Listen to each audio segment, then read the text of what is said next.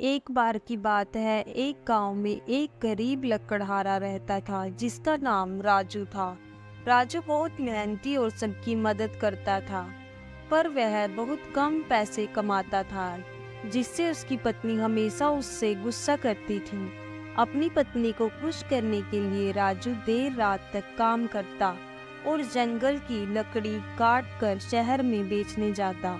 एक दिन राजू को लकड़ी काटते काटते बहुत देर हो जाती है और जंगल में रास्ता भटक जाता है।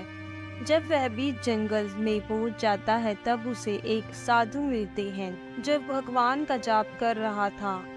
जैसे ही राजू साधु के पास जाता है, साधु राजू से कहता है, आ गए राजू, मैं तुम्हारा ही इंतजार कर रहा था।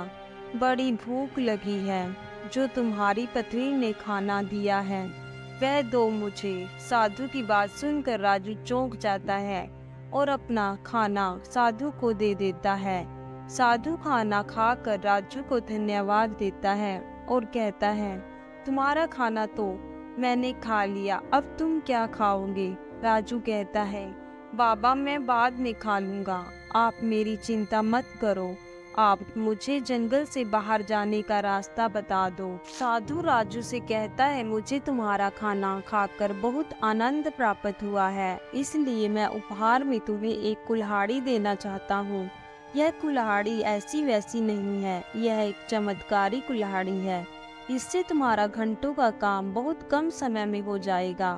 तुम यह कुल्हाड़ी लेकर जाओ, यह तुमको रास्ता दिखाएगी और जंगल से बाहर ले जाएगी।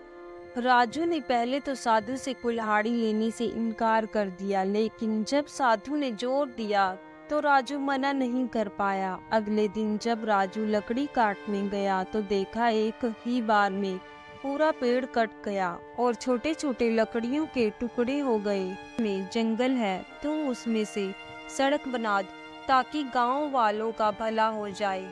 राजू मुखिया की बात मानकर ऐसा ही करता है और कुछ दिनों में ही सड़क बन जाती है और राजू सारी लकड़ियां बेचकर अमीर बन जाता है और गांव के लोगों को सड़क मिल जाती है, जिससे वह पूरे गांव का नायक बन जाता है। अब वह उसकी खुशी खुशी जान सेवा में अपना जीवन बिताते हैं। दोस्तों, इस कहानी से हमें यह शिक्षा मिलती है, जब हमारे पास कोई शक्तियाँ या दायित्व आता है तो हमको उसका स्वयं उपयोग ना करके बल्कि सबकी भलाई के लिए उसका उपयोग करना चाहिए।